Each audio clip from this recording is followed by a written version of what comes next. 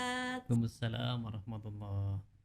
Selamat datang Ustadz di Mulai JTM Podcast dan terima kasih udah meluangkan waktunya untuk hadir di Mulai JTM Podcast. Alhamdulillah, ini luar biasa, sangat senang bisa hadir di sini. Mudah-mudahan bisa bersilaturahim lah dengan keluarga besar SMK Muhammadiyah dan pemirsa setia di YouTube channelnya SMK Muhammadiyah 3. Alhamdulillah ya Ustadz. Ngomong-ngomong nih, Ustadz Abdurrahim Hamdi ini kan sebagai Direktur Sumber Daya Insani di Rumah Sakit Muhammadiyah nih. Gimana sih Ustadz kegiatannya selama Ramadan? Bagi waktunya nih Ustadz. Ya, alhamdulillah, sekalipun kegiatannya juga cukup padat, tapi disyukuri di bulan Ramadan, dan insya Allah setiap Ramadan kalau jam kerjanya dikurangi, yang harusnya pulang 15.30, di Ramadan hari ini pukul 14.30. Jadi ada tambahan 1 jam untuk bisa berkumpul dengan keluarga dan untuk kegiatan-kegiatan yang lain. Alhamdulillah kalau waktunya agak dilonggarin dikit nih dari rumah sakitnya. Dan ngomong-ngomong juga nih Ustadz, aku belum nanya kabarnya astaga. Gimana kabarnya Ustadz hari ini? Alhamdulillah. Alhamdulillah kalau Dalam baik ya kondisi baik. Ustadz. Nah Ustadz kan di kegiatan Ramadan ini kan berkaitan tentang puasa nih. Gimana sih kayak Ustadz mengatur diri Ustadz, kayak kan kerja nih pasti capek, puasa, terus kan sumber daya insani nih. Sumber daya insani itu kan seperti kita memberikan ceramah kepada seseorang. Gimana sih Ustadz kayak bagi-bagi kegiatannya gitu? Ya, tentu untuk bagi kegiatan seperti kepadatan-kepadatan kita itu yang harus kita jalani, ya ikuti saja apa yang diarahkan oleh Rasulullah. Rasulullah menyarankan kita untuk makan sahur gitu. Kemudian istirahatnya juga cukup, malamnya juga tetap sebagian kita gunakan untuk ibadah. Yang pasti kurangi tidur pagi gitu. Karena memang tantangannya kalau pas puasa itu kan tidur pagi, habis subuh itu bawaannya ngantuk. Nah insya Allah kalau itu kita tahan dalam beraktivitas, insya Allah akan kuat dan semangat.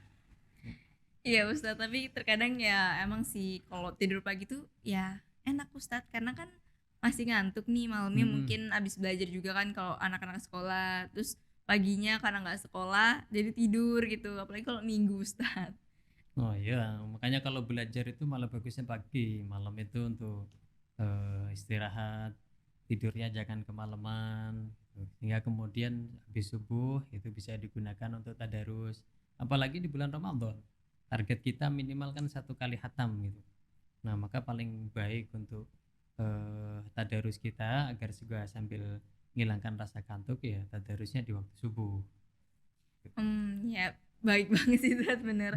Kita juga harusnya tadarus ya minimal ya emang 1 kali khatam, kalau bisa sih lebih ya Ustadz ya. Iya, apalagi kalau masih sekolah kan, masih SMK gitu, sekolah di SMK, SMP, SMK gitu, kalau bisa 2 kali lah minimal. Ya walaupun saya hanya sekali sih, bahkan kadang nggak hatam juga sih, tapi ya usaha untuk meningkatkannya lagi. Ya, insya Allah dimudahkan. Nah berpuasa dengan sungguh-sungguh ini dapat menimbulkan rasa kepedulian nih Ustadz kepada orang, kepada tetangga, kepada keluarga sendiri. Nah rasa kepedulian ini kan bisa dengan banyak cara nih Ustadz. Salah satunya itu empati. Nah empati itu seperti apa sih Ustadz pengertiannya atau penjelasan empati itu? Ya, kalau paling mudah kita katakan itu untuk bahasa umum itu sederhana, peduli gitu ya. Jadi Islam itu kalau dijelaskan oleh Rasulullah pada intinya sebenarnya peduli. Ada seorang sahabat yang bertanya, ini namanya Amr bin Abbasah. Dia tanya kepada Rasulullah, ya Rasulullah, mal Islam, apa itu Islam? Nah biasanya Rasulullah kalau ditanya tentang Islam itu apa, kan jawabnya rukun Islam gitu.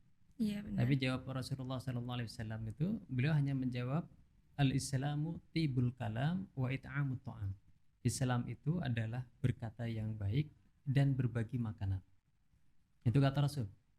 Maka Islam itu pada intinya itu adalah bagaimana kita itu peduli dengan sesama. Itulah namanya Islam. Maka kalau kemudian kita berpuasa, itu banyak hikmahnya. Di bulan Ramadan itu banyak sekali hikmahnya. Lapar kita itu akan membawa banyak hikmah. Salah satunya agar kita kemudian merasakan gitu, merasakan kesusahan orang, merasakan ketika orang itu dalam kondisi lapar gitu. Terlebih ketika di bulan Ramadan kan kita malah dituntut oleh Rasulullah untuk banyak kepedulian kita, semakin peduli dengan orang lain. Salah satunya misalnya dimotivasi oleh Rasulullah, man fattara sha'iman kana lahu ajrun mislu ajri fa'ilihi ghairu ayyan mislahu syai'. Siapa yang memberi makan orang yang berpuasa, maka dia mendapatkan pahala yang semisalnya tanpa berkurang sedikit pun. Jadi rasa lapar kita itu kita menuntut kita, itu mengajarkan kita agar kemudian kita itu semakin peduli dengan orang lain, peduli dengan tetangga, peduli dengan saudara, siapapun kita yang kemudian perlu meningkatkan kepedulian kita kepada sesama. Itulah Islam. Ya benar Ustaz, jadi kan puasa ini kan menimbulkan nih rasa kepedulian kita, rasa empati kita kepada seseorang untuk kita berbagi nih Ustaz. Dan banyak juga sih aku lihat kegiatan kayak di bulan Ramadan habis mau maghrib nih, mau maghrib tuh biasanya di lampu merah itu ada yang bagi-bagi takjil gitu kan, memperdulikan orang lain juga, membagi rezekinya. Nah aku taunya itu kan tenggang rasa nih Ustaz. Kalau tenggang rasa sama empati itu sama nggak sih Ustaz? Atau beda? Ya, kalau ini di materinya psikologi sosial gitu. Tapi paling tidak gini lah, kalau di Islam itu kita itu dituntut untuk memperhatikan orang lain. Jadi tidak hanya memperhatikan diri kita. Maka dalam hadis itu Rasulullah SAW mengingatkan kita gitu. Jadi la yu'min ahadukum, atau bahkan kemudian Rasulullah dengan kalimat sumpah, wallahi la yu'min, wallahi la yu'min, demi Allah tidak beriman, demi Allah tidak beriman siapa yang dirinya kenyang tetapi tetangganya lapar. Nah itu kan tidak empati, tidak peduli, tidak ada sikap tenggang rasa kepada sesama, kepada tetangganya, kepada saudaranya, sehingga itu dianggap oleh Rasulullah SAW tidak sempurna imannya. Jadi kalaupun kita tidak punya sesuatu yang untuk kita bagikan kepada orang lain, minimal kita punya rasa empati itu. Ini punya rasa empati. Jadi kita punya empati, punya keinginan untuk membantu, keinginan untuk menolong gitu. Sekalipun kita tidak punya, atau paling tidak kita mengusahakan agar orang itu mendapatkan pertolongan. Itulah Islam. Itu diajarkan oleh Rasulullah. Oh, jadi semisal kita nih mau menolong tapi kan kita mungkin agak kurang berkemampuan nih Ustadz. Setidaknya kita menghargai, kita tidak seperti pamer di depan mereka jika ada orang yang tidak punya dan kita hanya mempunyai sedikit dan itu untuk kita sendiri. Kita ya seperti janganlah Anda makan di depan orang tersebut, menjaga perasaan hati mereka. Nah, itu kan tadi tentang empati nih. Kalau empati tuh kayak nimbulinnya gitu loh. Kayak apa ya, kayak cara menumbuhkannya gitu tuh kayak mana sih Ustadz? Ya, berlatih tentu. Seperti misalnya gampangnya begini, kalau misalnya Mbak Vivian ini lagi nggak puasa gitu, lagi nggak puasa kemudian temannya puasa, kan paling tidak nggak enak gitu kalau kemudian makan di depan orang yang puasa. Sekalipun memang nggak puasanya itu karena kondisi yang memang tidak dibolehkan untuk puasa. Nah itulah bagian dari yang perlu kita latih itu seperti itu. Atau paling tidak ketika kita punya sedikit gitu, berbagi. Jadi kalau mau berbagi itu nggak harus kita punya banyak, nggak harus nunggu kaya gitu kita mau sedekah gitu. Jadi apapun yang kemudian kita punya kita berbagi, itulah kepedulian kita, bentuk rasa cinta kasih kita kepada sesama. Itu bentuk real keimanan kita kepada Allah Subhanahu wa taala. Gitu ya Ustadz. Iya sih, kan kalau kita misal perempuan kan terkadang ada halangannya ini untuk berpuasa, dan setidaknya mereka seperti ya menghargai, tidak makan di depan orang yang sedang berpuasa. Dan yang pastinya kalau kita mau membantu orang itu ya sebisa kita selalu berusaha untuk menolongnya, walaupun ya kita sendiri susah, tapi kan setidaknya kita berusaha untuk menolong seseorang. Nah, manfaatnya itu apa sih? Kalau kan kita kan udah berempati nih, tapi kan terkadang kan orang kan kita mengasih effort tapi mereka tidak bisa kasih feedback yang baik ke kita. Nah, manfaat kita berempati itu apa sih? Ya, saya tambahkan gini, yang paling minimal paling minimal itu sikap empati kita kepada sesama itu seperti di surah Al-Maun gitu. Jadi kalau ciri orang yang mendustakan agama itu kan salah satunya wala yakhuddu ala ta'amil miskin, tidak menganjurkan memberi makan orang miskin. Jadi kalau kemudian ada orang yang menolong orang miskin kita nggak suka, maka itu bagian nyata bahwa kita itu tidak punya sikap empatik kepada orang lain. Nah, maka kalau kemudian kita mau berempati kepada orang lain, mau berbagi dengan sesama, nggak usah dipikirkan urusan di dunia gitu. Maka diingatkan oleh Allah, wala tamnun tastakthir. Itu janganlah kalian memberi itu hanya untuk mendapatkan yang lebih banyak. Ya, tentunya mendapatkan lebih banyak imbalan dari orang lain, dari sesama. Nah, tapi kalau kemudian kita memberi, mengharapkan pahala dari Allah, mendapatkan kemudahan dari Allah, itu boleh saja. Tapi yang jelas jangan sampai kemudian kita memberi itu mengharapkan imbalan dari orang lain atau mengharapkan nama baik dari orang lain agar dikatakan wah si fulan itu dermawan, si fulan itu orangnya baik gitu. Jadi sampai pujian pun itu kalau bisa jangan sampai kemudian kita mengharapkan itu. Iya Ustaz, bener banget. Kan kita harus memberi itu kan dengan ikhlas nih, tidak boleh pamer. Kalau kita pengen dipuji itu kan berarti kan kita ada rasa seperti pamer kan Ustadz. Oh iya. Nah, kalau kita kan sebagai muslim nih Ustadz, sesama muslim berempati.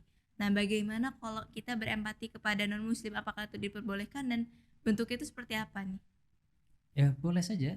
Kita sebagai manusia ada hubungan kita sebagai sesama manusia dengan orang-orang non muslim itu.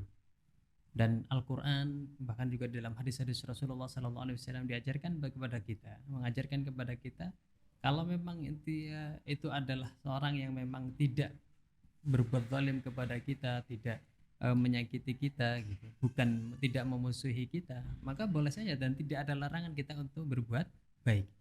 Di Al-Quran Allah Subhanahu wa taala sebutkan la yanhukumullahu 'anil ladzina qataluukum fid din wa akhrajukum min diyarikum an tabarruhum.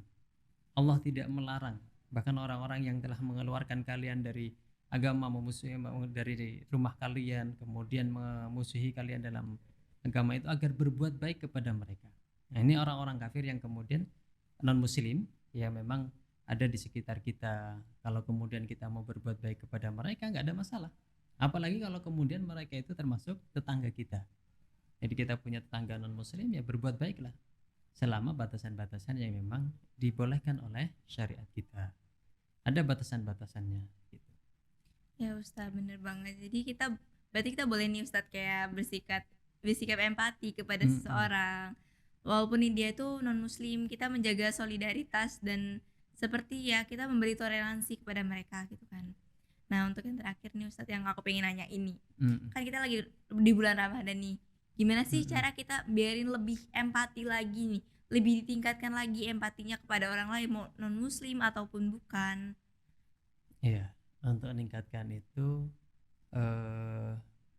jadikan dalam perasaan kita itu orang lain itu seperti diri kita. Ini kan yang diajarkan di dalam hadis Rasulullah SAW. Sampai hatta yuhibba li akhihi ma yuhibbu li nafsi. Kalau kita sudah bisa mencintai orang lain seperti mencintai diri kita, maka itulah kita mukmin yang sebenarnya. Maka ini perlu dilatih. Nah, paling tidak ketika ada kita punya sedikit kita berbagi dengan tetangga, berbagi dengan saudara, sampai kemudian kalau kita masak saja gitu, ada makanan yang sedikit gitu. Kemudian diajarkan oleh Rasulullah untuk ditambahin kuahnya agar bisa berbagi dengan tetangga. Maka berbagilah, belajar berbagi sedikit demi sedikit, sekalipun sedikit. Kadang kita berbagi itu berat karena memang tidak terlatih. Iya, benar banget. Tapi kalau sudah terlatih untuk berbagi, lama kelamaan insya Allah itu akan menjadi habit, hobi untuk memberi, hingga kemudian keikhlasannya itu akan semakin besar di hadapan Allah Subhanahu wa taala. Alhamdulillah, bermanfaat banget nih ilmunya. Dan semoga yang menonton video ini juga bisa menerapkannya nih di kehidupan sehari-harinya. Dan terima kasih banget nih Ustadz udah mau datang ke podcast kita di hari ini, udah mau berbagi ilmu. Luar biasa ya. Dan semoga ilmunya benar-benar bermanfaat buat kami dan saya juga sendiri pribadi mendapatkan banyak ilmu sekali dari Ustadz, dan semoga saya juga bisa mengamalkannya di kehidupan saya. Amin. Tonton terus channel ini dan jangan lupa like, comment, subscribe, dan share video ini ke teman-teman kalian semua. Wassalamualaikum warahmatullahi wabarakatuh. Mulai Jateng Podcast, semangat melayani Indonesia.